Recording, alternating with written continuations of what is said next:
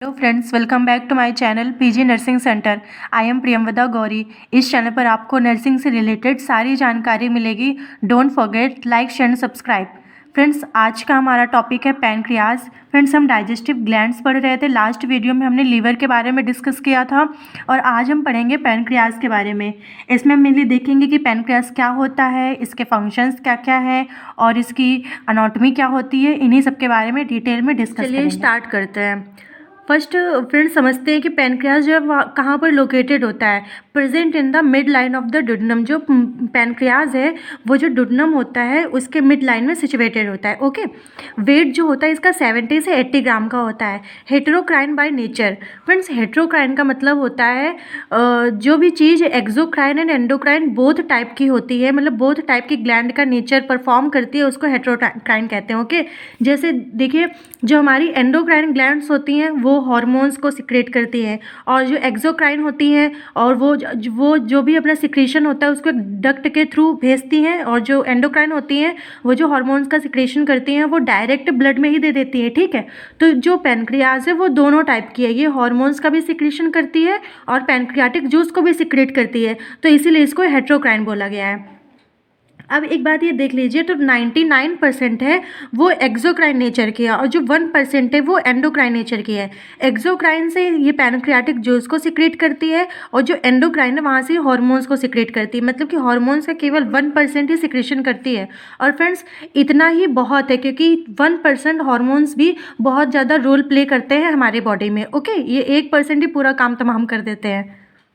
Next है endocrine part of the pancreas carry some special group of cells known as isolate of Langerhans. इसका मतलब ये है, जो हमारा पैनक्रियाज का एंडोक्राइन पार्ट होता है जो हार्मोन्स वाला है उसमें एक ग्रुप होता है, ग्रुप ऑफ लैंगरहैंस। लैंगरहैंस में मेनली ढेर टाइप्स के, मतलब कई टाइप्स के सेल्स होते हैं। ठीक है, लाइक अल्फा सेल हो गए, बीटा सेल हो गए, डेल्टा एफ सेल, ये भी हम आगे डिस्कस करेंगे। ये सेल्स होते हैं ग्रुप ऑफ सेल्स, यही मेनली हार्मोन्स का सिक्रेशन करते हैं। ठीक है, तो ये कहाँ पे प्रेजेंट होता है? एंडोक्राइन पार्ट में, और उन ग्रुप ऑफ सेल्स को क्या कहते हैं? Isolate of Langerhans. Okay, next है there are 4 types of cell present in the Langerhans group. देखिए, इसमें आगे कहा भी गया है 4 टाइप्स के सेल प्रेजेंट होते हैं हमारे लैंगरहैंस ग्रुप में। तो फ्रेंड्स, यहाँ पे लिखा हुआ है तो हम देख लेते हैं। हेटेरोक्राइन मतलब क्या होता है? Endocrine plus exocrine. एंडोक्राइन से हमारे हार्मोन सिक्रेट होते हैं और एक्सोक्राइन से पैनक्रियाटिक जूस होता है, और ये मेनली 1% होता है और ये 99% तक होता है। ओके, उसके बाद ये हमारा पैनक्रियाज है, ये लीफ लाइक स्ट्रक्चर है। ठीक है, मेरी आर्ट ज़्यादा अच्छी नहीं है। ये हमारा डुडनम हो गया, और ये हमारी पूरी पैनक्रियाज हो गई, और ये जो बीच में ये पैनक्रियाटिक डक्ट होती है, मतलब कि ये जो पैनक्रियाज है इसको ले जाने के लिए एक पाइप भी चाहिए होती है, पैनक्रियाटिक डक्ट होती है। ठीक है, तो अभी जो हम पढ़ रहे थे 4 टाइप्स ऑफ सेल्स, ये वो है 4 टाइप्स ऑफ सेल्स हैं, alpha cells, beta, delta and PP sales. PP sales को ही एफ सेल्स भी कहते हैं। ठीक है, पीपी का मेनली फुल फॉर्म होता है पैनक्रियाटिक पॉलीपेप्टाइड सेल्स। ओके, अब हम एक डायग्राम के माध्यम से समझ लेते हैं कहाँ पर लोकेटेड होते हैं, उसके बाद हम इनको एक एक करके डिस्कस करेंगे। ठीक है, तो ये मेनली हमारा पैनक्रियाज के मतलब के अंदर का ये स्ट्रक्चर है। ठीक है, अब ये फ्रेंड्स आपको एक फ्लावर टाइप का लग रहा होगा, लेकिन ऐसा कुछ भी नहीं है। देखिए, ये जो अंदर है, इनर साइड है, ये हमारे यहाँ पे ये एंडोक्राइन पार्ट है, और ये जो बाहर है, ये सराउंडिंग में, ये हमारा एक्सोक्राइन पार्ट है। ओके, स्टेप बाय स्टेप समझते चलते हैं तो हम लोगों को समझने में इजी होगा। ये जो बाहर है ये एक्सोक्राइन पार्ट हो गया, ये हमारा पैनक्रियाटिक जूस को सिक्रेट करता है। ओके, ये जो अंदर है ये हमारा एंडोक्राइन पार्ट है, ये हार्मोन्स को सिक्रेट करता है। अब हार्मोन्स को 4 टाइप्स के, मतलब इसको बोलते हैं आइलेट ऑफ लैंगरहैंस। ठीक है, इस ग्रुप को। अब इसमें हमने पढ़े मेनली 4 टाइप्स के सेल्स होते हैं। कौन कौन सा? अल्फा सेल्स, ये जो पर्पल कलर के हैं इनको ये हो गए, ये हो गए, ये हो गए, ये अल्फा सेल्स हैं। ठीक है, उसके बाद बीटा, ये जो ग्रीन कलर के हैं, मैक्सिमम टाइप के ये ग्रीन कलर के हैं, इनको बीटा सेल्स बोलते हैं। ठीक है, उसके बाद ये जो है, ये जो इस एरिया में जहाँ से पैनक्रियाटिक जो सिक्रेट होता है मेनली, मतलब कि हमारा जो एक्सोक्राइन एरिया है, ये जो यहाँ पर है, ये यहाँ पे हमारे डेल्टा सेल्स प्रेजेंट होते हैं। ठीक है, और ये जो बीच बीच में जो येलो है, ओके, ये हमारे एफ सेल्स होते हैं। ठीक है, और ये जो मेनली रेड है ये हमारी ब्लड कैपिलरीज होती है। ठीक है, क्योंकि इनको खून भी तो पहुंचाना है, खून भी तो चाहिए। ठीक है, तो ये हमारा हो गया। अब जो हमारे अल्फा सेल्स होते हैं सिक्रेट ग्लूकागॉन। ठीक है, तो ये जो हमारे अल्फा सेल्स है ये ग्लूकागॉन को सिक्रेट करते हैं। उसके सॉरी, उसके बाद जो ये ग्रीन कलर के बीटा सेल्स ये इंसुलिन को सिक्रेट करते हैं। अभी हम इन सब का फंक्शन भी पढ़ेंगे, ओके। और ये जो डेल्टा है सेल है ये सिक्रेट सोमैटोस्टैटिन, हाँ ये जो है ये सोमैटोस्टैटिन को सिक्रेट करते हैं। और ये जो एफ सेल्स होते हैं इनको पैनक्रियाटिक या पॉलीपेप्टाइड बोलते हैं, ये पैनक्रियाटिक जूस को सिक्रेट करते हैं। अब हम इनको एक एक करके डिटेल में डिस्कस करते हैं। तो फ्रेंड्स अब हम पढ़ते हैं अल्फा सेल्स के बारे में। तो फ्रेंड्स आइसोलेट ऑफ लैंगरहैंस में अल्फा सेल्स 15 से 20% तक होते हैं, ठीक है। They secrete glucagon, it is peptide hormone, मतलब जो अल्फा सेल्स होते हैं ये ग्लूकागॉन को सिक्रेट करते हैं, ठीक है। इट स्टिमुलेट ग्लूकेनोजेनेसिस, ठीक है। तो मतलब कि ये जो अल्फा सेल्स होते हैं इनसे जो ग्लूकागॉन होता है ये ग्लूकेनोजेनेसिस को स्टिमुलेट करता है, मतलब स्टार्ट करता है। ये जो ग्लूकेनोजेनेसिस का मतलब होता है ग्लूकोज का बनना, ओके, ठीक है। फिर glucagon is a hyperglycaemic hormone. इसको फ्रेंड्स ये रिएक्शन समझने के बाद हम समझेंगे कि हाइपरग्लाइसीमिक का क्या मतलब होता है। तो फर्स्टली यहाँ पे एक रिएक्शन दिया हुआ है कि सपोज दैट किसी का फास्ट है, ठीक है। जब फास्ट होता है तो उसको कुछ भी मतलब वो कुछ भी खाता नहीं है तो उसको वीकनेस फील होती है। तो वो क्या करती है हमारी बॉडी, जो वो ग्लूकोज को स्टोर करके रखती है फिर उसी को धीरे धीरे मतलब यूज़ करती है। तो यहाँ पे वही है कि जब हम फास्ट करते हैं जो हमारा स्टोर्ड होता है ऑलरेडी, मतलब जो हमारा जो ग्लूकोज है वो ऑलरेडी लीवर में स्टोर रहता है, लेकिन वो ग्लूकोज के फॉर्म में नहीं वो स्टोर रहता है, वो ग्लाइकोजन के फॉर्म में स्टोर रहता है। जो ग्लाइकोजन होता है it is the polymer of glucose, मतलब कि आप सिंपल भाषा में कह सकते हैं ग्लूकोज का एक बंडल टाइप का बंडल बन करके लीवर में स्टोर रहता है, ठीक है। तो अब यहाँ पे जो अल्फा सेल से ग्लूकागॉन रिलीज होता है तो ग्लूकागॉन के प्रेजेंस में ये जो ग्लाइकोजन है ये ग्लूकोज में ब्रेक डाउन हो जाता है या कन्वर्ट हो जाता है। फिर ये ग्लूकोज हमारे ब्लड में जाता है और जिससे हमको एनर्जी मिलती है, ठीक है, कि ताकि अगर हमने 2 दिनों मतलब व्रत हमारा चल रहा है तो हमने खाना नहीं खाया तो अब हमारी बॉडी को तो एनर्जी चाहिए, तो एनर्जी वो ऐसे ही लेती है। ग्लूकागॉन की प्रेजेंट में जो ग्लाइकोजन हमारे लीवर में स्टोर रहता है वो ग्लूकोज में ब्रेक डाउन हो जाता है। अब यही है कि glucose is a hyperglycaemic hormone. Hyperglycaemic का फ्रेंड्स यहाँ पे मतलब भी दिया हुआ है, हाइपर का मतलब ज़्यादा, ग्लाइसीमिक का मतलब sugar, increase the sugar level. अब क्या हुआ कि अगर सपोज दैट हमारे शरीर में मतलब जो ग्लूकागॉन है जो मतलब कि ये जो ग्लूकागॉन है ये जो कन्वर्ट करता है ग्लाइकोजन को ग्लूकोज से, अगर ये ज़्यादा सिक्रेट हो जाता है, मतलब अल्फा सेल्स ग्लूकागॉन को डेली सिक्रेट करता है तुरंत तुरंत। अब जितना ग्लूकागॉन आएगा इसका काम तो इसको इसमें कन्वर्ट करना होती है, फटाफट इसमें से कन्वर्ट करता रहेगा, मतलब पहले कन्वर्ट किया थोड़ी देर बाद फिर से कन्वर्ट किया फिर से कन्वर्ट किया। तो अब आप एक चीज़ देख रहे हैं, जब ग्लाइकोजन बार बार कन्वर्ट होगा तो हमारे शरीर में ग्लूकोज की तो मात्रा बढ़ती ही रहेगी ना। अब मतलब अगर अभी हमें 100 किलो कैलोरी की ज़रूरत है, लेकिन अब अभी मतलब 100 किलो कैलोरी की ज़रूरत है तो उतना हमने कंज्यूम कर लिया तो उसके बाद हमको एनर्जी चाहिए, लेकिन नहीं, ग्लूकागॉन तुरंत तुरंत फटाफट फटाफट बनाते जा रहा है तो ग्लूकोज हमारी बॉडी में बढ़ता जाएगा। ग्लूकोज बढ़ रहा है इसका मतलब कि हमारी बॉडी में शुगर बढ़ रहा है, इसीलिए इसको बोला जाता है ग्लूकागॉन इज़ अ हाइपरग्लाइसीमिक, मतलब कि अगर ये ज़्यादा काम करने लगता है तो ये हाइपरग्लाइसीमिक हार्मोन होता है, हमारे शरीर में शुगर का लेवल इंक्रीज कर देता है, ठीक है। और इससे एक बीमारी भी हो जाती है जिसको बोलते हैं डायबिटीज़ मेलाइटस, ओके, ठीक है। अब हम पढ़ते हैं बीटा सेल्स के बारे में। तो जो बीटा सेल होता है वो लैंगरहैंस ग्रुप में 65 से 80% तक होता है, ठीक है। It releases the insulin. अब जो देखिए हम लोगों ने क्या पढ़ा, अल्फा सेल से ग्लूकागॉन रिलीज होता है, बीटा सेल से इंसुलिन रिलीज होता है, ठीक है। फ्रेंड्स ध्यान से पढ़िएगा, ये बहुत ही ज़्यादा इंपॉर्टेंट है, ठीक है। मोस्टली मल्टीपल चॉइस क्वेश्चन में ऐसे पूछ लिया जाता है कि इंसुलिन जो हार्मोन है ये कहाँ से रिलीज होता है, तो आप ऐसे बोल सकते हैं कि अगर नॉर्मली वहाँ पे लीवर, पैनक्रियाज, स्प्लीन दिया है तो आप वहाँ पे पैनक्रियाज में टिक कर सकते हैं, लेकिन अगर उसमें स्पेसिफिकली सेल्स के बारे में बोला गया कि अल्फा बीटा डेल्टा तो आप वहाँ पे बीटा पे टिक कर सकते हैं, ठीक है। इसलिए एक एक पॉइंट को ध्यान से समझिएगा। It is hypoglycaemic hormone. अब इस हाइपोग्लाइसीमिक को अभी हम समझते हैं, ठीक है। Insulin and glucagon maintains the homeostasis, मतलब इसका मतलब ये जो इंसुलिन और ग्लूकागॉन होते हैं ये एक होम्योस्टेटिस मेंटेन करके रखते हैं, मतलब कि जैसे अल्फा जो हमारा ग्लूकागॉन होता है उसका काम होता है शुगर को बनाना, इंसुलिन का मतलब इस इंसुलिन का काम होता है ग्लाइकोजन को बनाना, मतलब कि एक बैलेंस बना करके रखते हैं, ठीक है। अब इसका भी हम रिएक्शन है उसको समझ लेते हैं।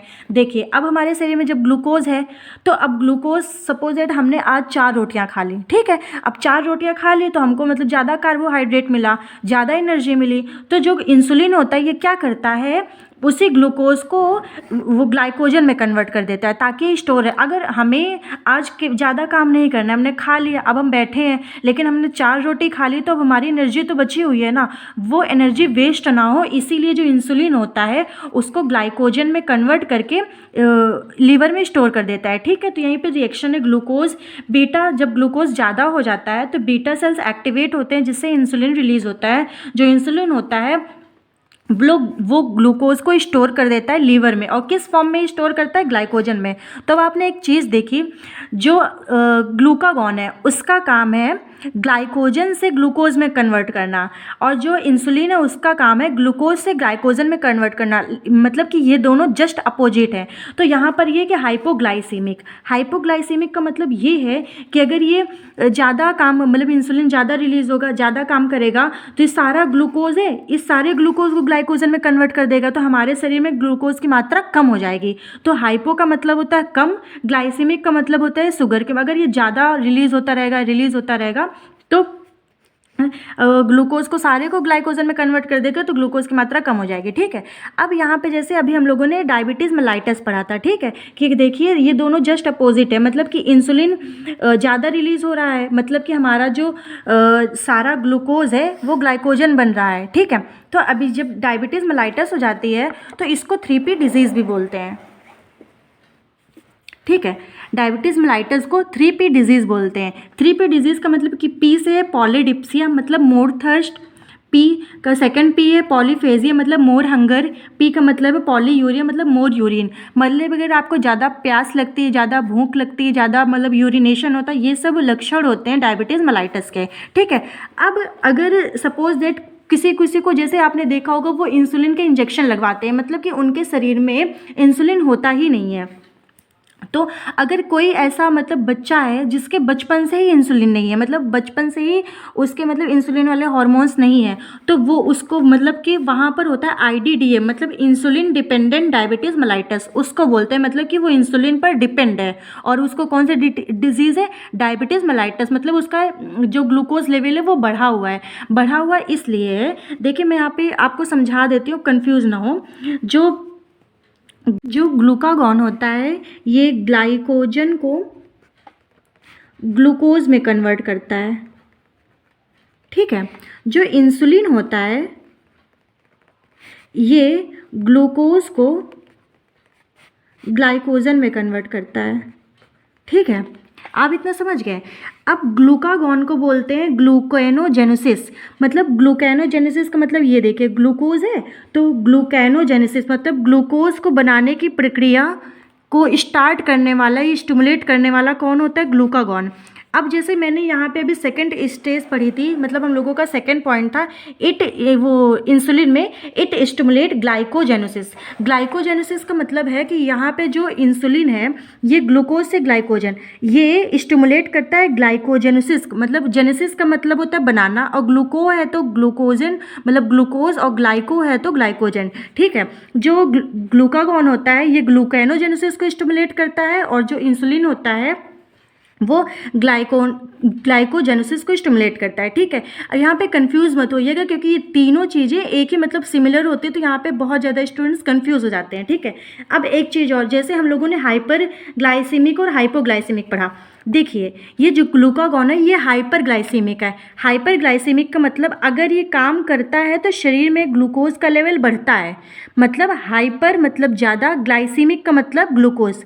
ठीक है, जब ग्लाइकोजन काम करता है तो हाइपरग्लाइसीमिया होता है। ठीक है, अब इंसुलिन है हाइपोग्लाइसीमिक, इंसुलिन जब काम करता है तो ग्लूकोज का लेवल घटता है, क्योंकि ग्लाइकोजन बन रहा है ना, ग्लूकोज का लेवल तो घट रहा है, तो इंसुलिन को हाइपोग्लाइसीमिक बोलते हैं और ग्लूकोज को हाइपरग्लाइसीमिक बोलते हैं। ठीक है, अगर ग्लूकोज की मात्रा ज़्यादा हो जाती है तो हाइपरग्लाइसीमिया हो जाता है, और इंसुलिन की मात्रा कम हो जाती है तो हाइपोग्लाइसीमिया हो जाता है, मतलब इंसुलिन की मात्रा ज़्यादा हो जाएगी, मतलब वो सारा ग्लूकोज को ग्लूकोजन में कन्वर्ट कर देगा, तुम्हारे शरीर में ग्लूकोज का लेवल कम हो जाएगा, तो उसको हाइपोग्लाइसीमिया हो जाएगा। आई होप कि अब आपको क्लियर हो गया होगा। ठीक है।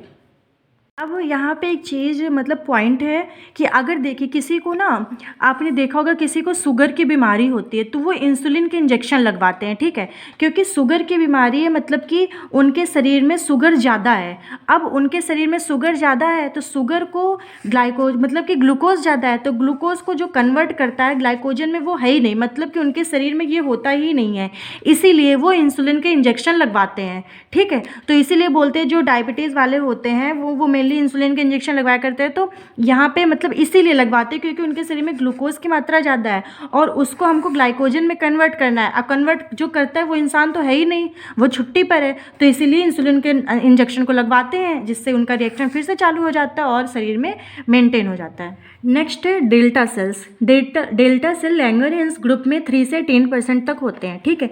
इट रिलीज सोमैटोस्टैटिन हार्मोन, मतलब कि जो डेल्टा सेल है इससे सोमैटोस्टैटिन हार्मोन रिलीज होता है। Somatostatin suppress the release of other hormones made in pancreas. इसका मतलब ये जो सोमैटोस्टैटिन है इसका काम होता है कि पैनक्रियाज, देखिए पैनक्रियाज मेनली किसके लिए, मतलब किन हार्मोन्स को रिलीज करता है, मेनली ग्लूकागॉन को और इंसुलिन को। लेकिन पैनक्रियाज इतना ज़्यादा मतलब उसको काम करने की उत्सुकता होती है या ईगर होता है कि वो पैनक्रियाज इंसुलिन को तो रिलीज करता ही है और लोगों को भी मतलब और हार्मोन्स को भी रिलीज करने लगता है। तो सोमैटोस्टैटिन कहता है भाई तुम ठहर जाओ, तुम्हारा जो काम है तुम वही करो, तुम केवल वो इंसुलिन को और ग्लूकागॉन को ही रिलीज करो और किसी को मत रिलीज करो। तो सोमैटोस्टैटिन का काम ही होता है कि जो हार्मोन्स पैनक्रियास के द्वारा अदर रिलीज होते हैं, मतलब कि इंसुलिन और ग्लूकागॉन को छोड़ करके कोई अदर हार्मोन्स रिलीज हो रहे होते हैं तो उनको सप्रेस करने का मतलब उनको दबाने का काम करता है हमारा सोमैटोस्टैटिन, ठीक है।